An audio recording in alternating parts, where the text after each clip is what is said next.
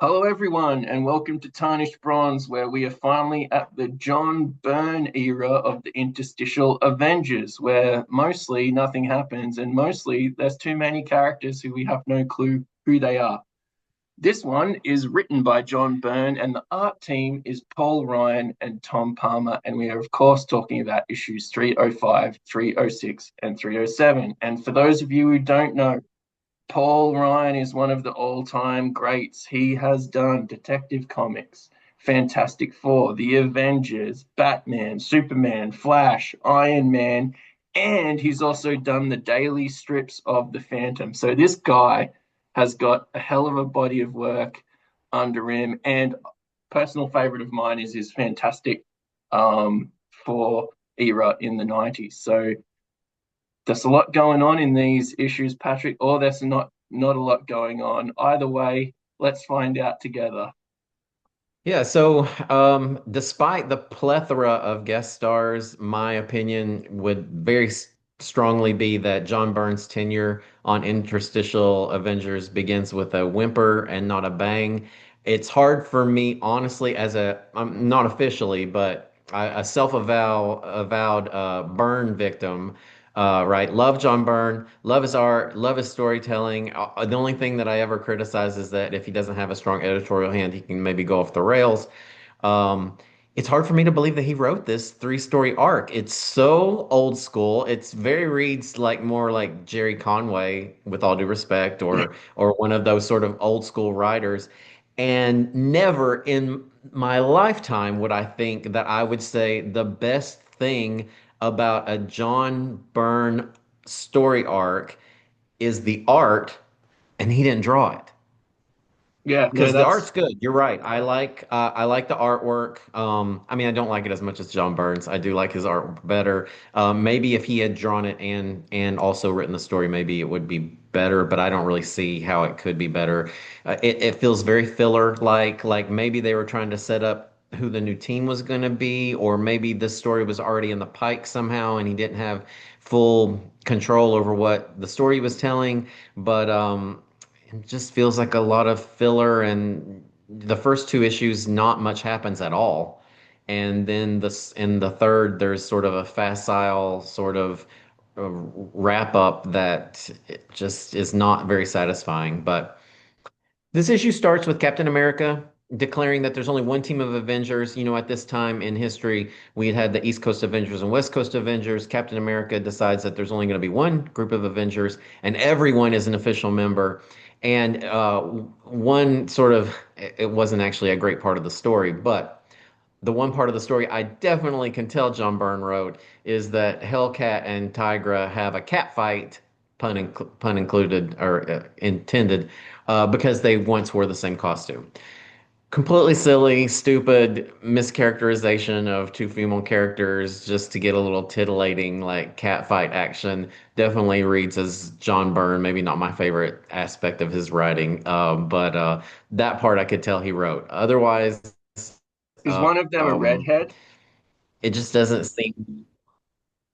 Is the No, well, Tigra, she has orange hair, so I okay, all guess right. So an strawberry blonde.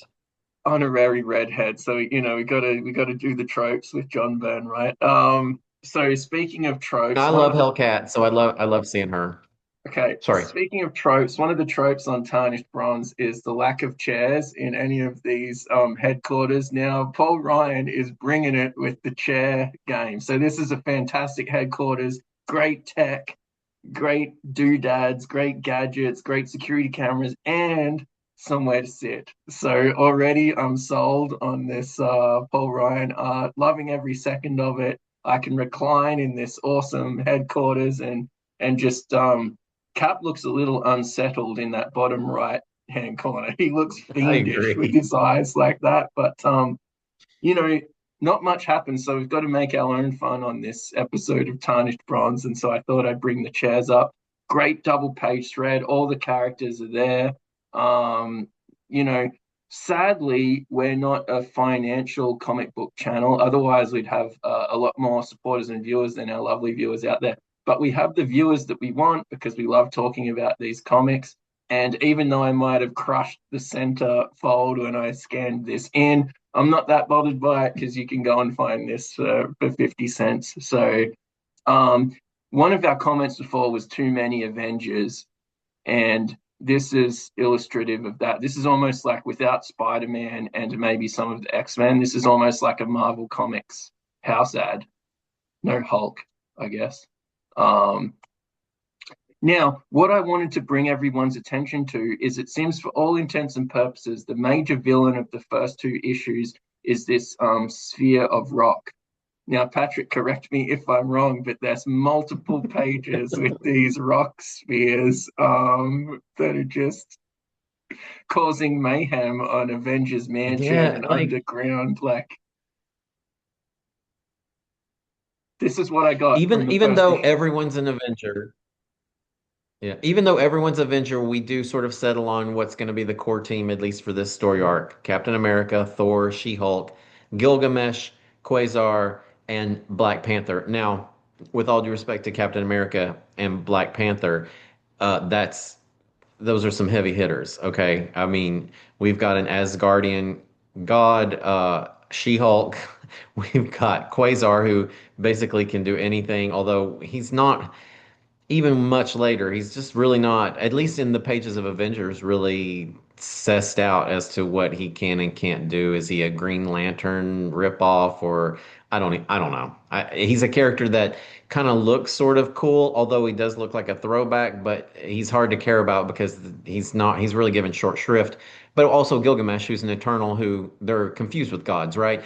So they are taken out by the lava men who form a ball of molten hardened lava that none of them can escape from.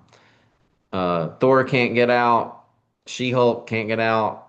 Gilgamesh also, Eternals can control like atoms and stuff. He can't get out. Quasar can't blast his way out.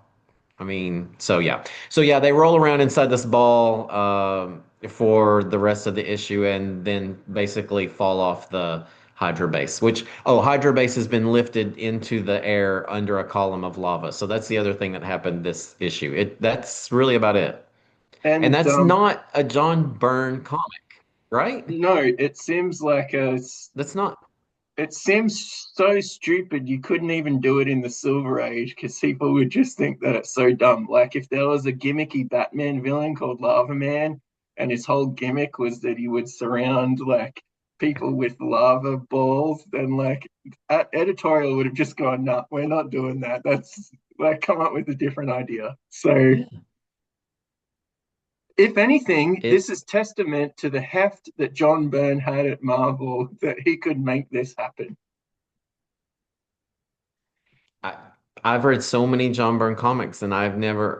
Yeah, it was weird when we were sort of plodding through Interstitial Avengers to get to him, and I saw from the covers that it was the Lava Men, and I have read these before, but it's been a long time, and I was already sort of like, really, okay, like what? How is this gonna be interesting? And it's not. So one of the best advices that I ever So. got in science was save your best work for yourself. And the fact that John Byrne is giving away these ideas for someone else to do in Avengers while he keeps the best Avengers, might I add, in his own West Coast Avengers, and probably the best ideas for all I know, the Scarlet Witch Vision thing for his thing, is it's all you need to know about John Byrne. So Also, by the way, side note, and this is completely unrelated, but it haunts me, and I think about it all the time. Haunt is probably not the best word. But one of the best things I've heard you say on this channel is this first story that you would write as a fan is the last story that you should write as a professional. yeah, Right? Is that right? Did I get yeah, that right? yeah.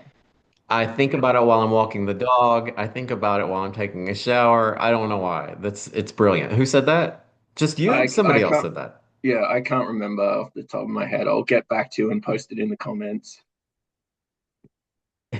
it may be in the previous episode when you said it, but I had not heard that before, and I've thought about it many times since then. Back to these issues, yeah, 306 is more of the same. Like if you thought nothing happened in 305, 306, they roll around in that ball. Basically, what happens is Namor shows up because the ball falls into the ocean. Namor shows up and he fights, some lava men, and he gets absorbed by Great, the ball too. great underwater So then they scenes have a here. reunion Just inside the ball while the say what? great underwater scenes just before you started up. Like the underwater Namor and this whole thing is just really, really good. Sells the fact that it's like in the viscous media quite well.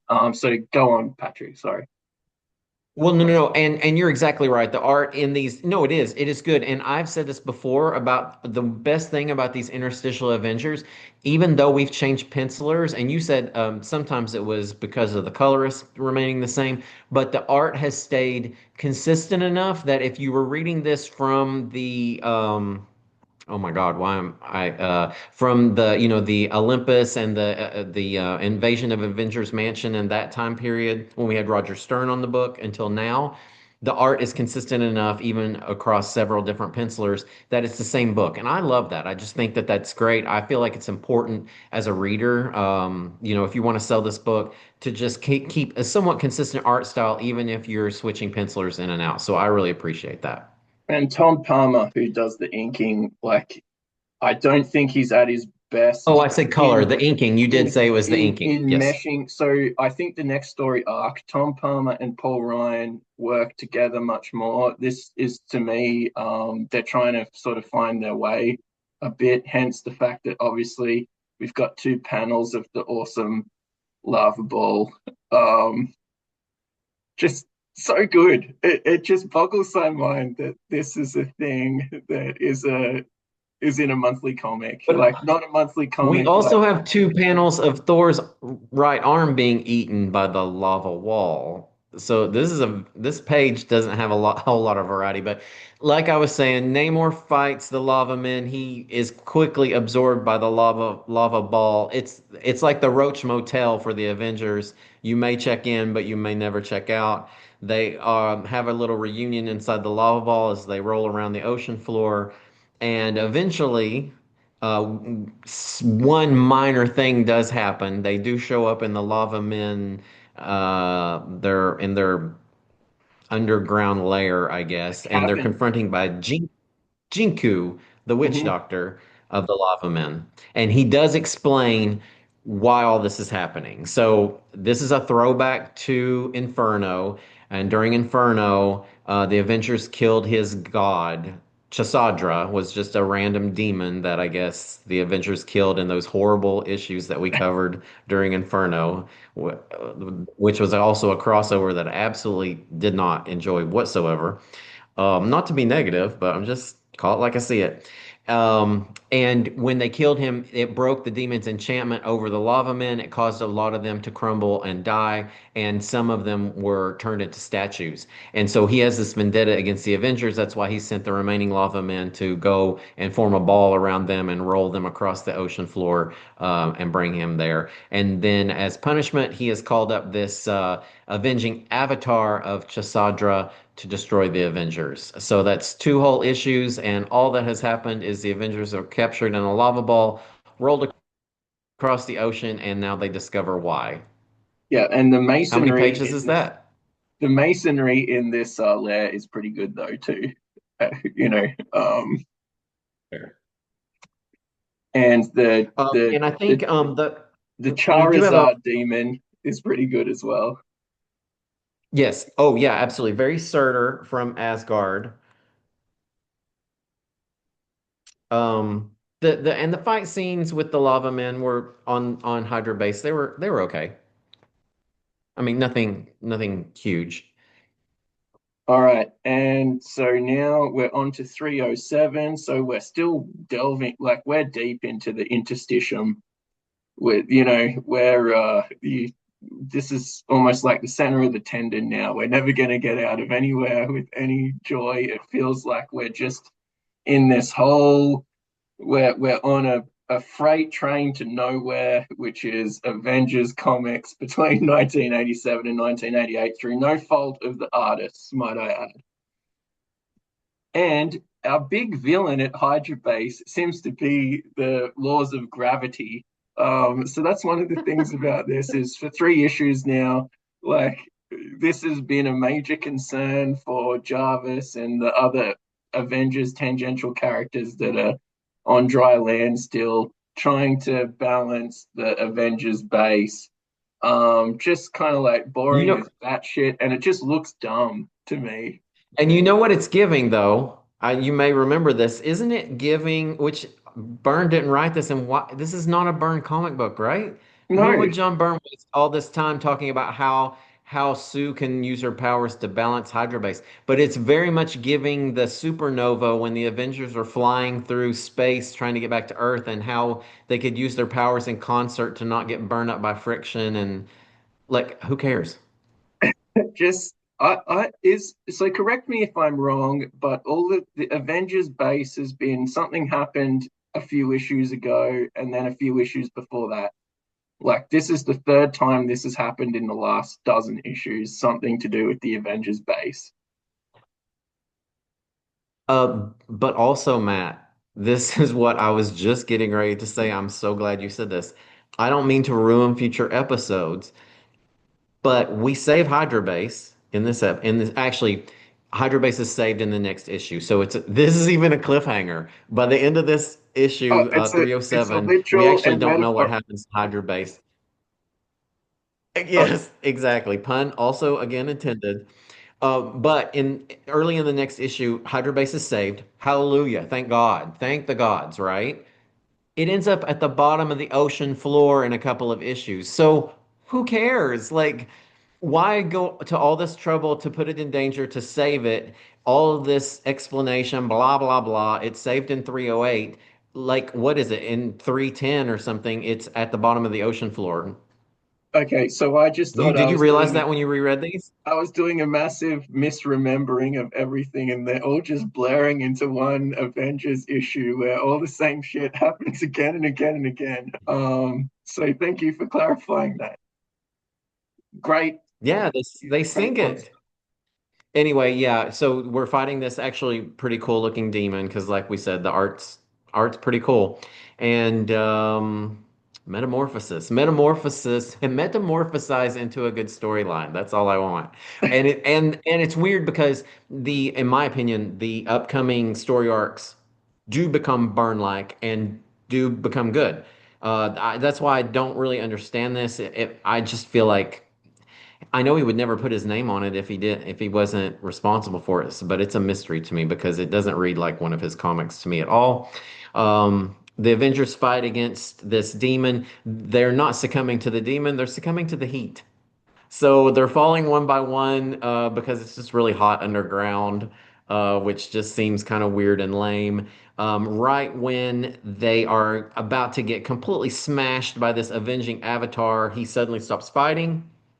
And as what is it, Deus Ex Machina would have it, it's because the frozen lava men have transformed into gold creatures of gold, and we find out that Jinku was misled. He didn't understand that they were actually metamorphosizing into from lava into gold. Why gold? I have no idea why they turned from lava into maybe carbon or something. I don't know, or rock. Rock they would Yeah, the no, right metamorphic this rocks, has a so they turn from this lava into rock, but no, or obsidian. this has a pretty tenuous connection to any geological science that I know of because metals are all like it's in the name. You know, they have a more electron dense than most of the minerals. I did like the splash page in the middle with Gilgamesh getting laid out. That was actually very cool. But did you know how similar it was to the cover? It was eerily, Yeah, and you don't usually get that. Crazy, crazy similar. Anyway, they helped Jinku transform. He's now gold. Why they don't really explain. It doesn't matter. Nobody cares about the lava men. Nobody cares about the gold men. The only questions are: is Gilgamesh alive or dead? does anyone care? Because he's been so mistreated, like just get rid of him, which is obviously what Byrne is trying to do. I'm wondering if this is just three issues to get rid of Gilgamesh. And oh yeah, what happened to Avengers Island? And does anybody care about that? I don't think so. That's it. That's all that happens. Three issues. How many pages? How I much don't did you know, pay for? but do you know what I wanted to read instead of this every time I was looking at the Lava Man is Saga of Crystal, Crystal Warrior, which just like, Yes. I used to have one of those action figures and I had no idea what it was or who he's like a wizard with like a black robe. I think it was from this milieu or whatever. But I never knew what he was. I don't know where I got him or what he was, but and he wasn't the right size to play with like the Star Wars men or, you know. yeah. So anyway, what else can I say besides maybe read Crystar instead? If you're one of the lava enthusiasts or a lava man fetishist, then Crystar Crystal Warrior is for you. Probably don't delve too much into Avengers 305 to 307, Patrick. That's the advice I have for you. Um I do like the big monster stuff. I do like when a fight scene has some heft, but it was just more of the same sort of all of the time. I do like how in this issue being called a moderate was seen as the height of insult. So that kind of made me feel happy inside. And I actually don't care about Gilgamesh and I don't care about all of these extraneous Avengers, and it just makes me tired, to be honest. Like I get worn out by these issues. I mean, it's not as bad as talking to, sitting on someone's palm of their hand for, what seems like 18 pages, but honestly, being trapped in a big round ball of lava, the only redeeming feature of that is that it fell into the water so he could see Namor. Like that was the only thing that I enjoyed. And I'm glad that you set me straight about the Avengers base because I was just mixing four separate stories and a story in the future, which is Well, I do think Hydra Base, it may have been imperiled before this, but it was just shocking to me when I read a few issues later and I was like, they were going to sink it anyway? Like, why were we saving it to it? Like, that's fine. Like, maybe it just crumbles and it falls back into the sea and just floats, right? But it just felt like filler, right? We don't need filler. There's so much story that can be told. And especially with someone like Byrne, we don't waste him on filler. Like, he's incredible. yeah. I don't know.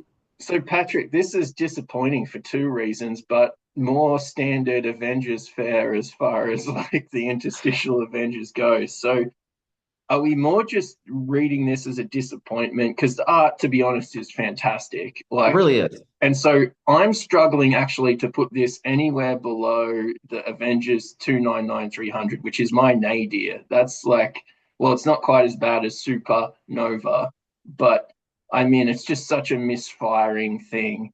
Do you think it's lower or higher than that? Now, I think Inferno, like 299 300, I'm pretty sure the reason that it got a little bit of a bump was because of Nanny and the Orphan Maker. Yeah, which in hindsight, it got too much of a bump. So, I think that's fair. I think it could fall farther. This one, I actually think JLA 236 as unhinged as my review of that one is, probably the most unhinged review of them all. So if you want to see me lose my mind, please watch that episode. I still think that was better than this one, to be honest. And I would rather see the UFOs in one issue than see the Lava Men for three. So I okay. kind of like Puma Immigration better. Yep. Um, maybe under Puma Immigration. Sure. That works Avengers for me. 304. Now, in this little run of issues that we've covered, we're now really filling out the latter 20% of all of these issues. So It's getting hopefully, hard, right? We really need to work on the top. On the top. yeah. So Yeah. with that in mind, viewers of Tarnished Bronze, hopefully over the next month, you'll see some good issues that manage to crack the top 10. We'll be covering a lot of fun stuff. both Patrick and I and myself, just, on my lonesome, we'll try and bring you some good issues in the next few episodes. So stay tuned, like, follow, subscribe. And Patrick, you've got something to say? I just want to say for sure the next story arcs in Interstitial Avengers, if my memory is correct, which I'm pretty sure it is, they may not be top 10, I'm not saying that, but they are not going to be the dregs of society that we have been reviewing in these last few episodes. Famous last words from Patrick. We'll see you next time. I promise.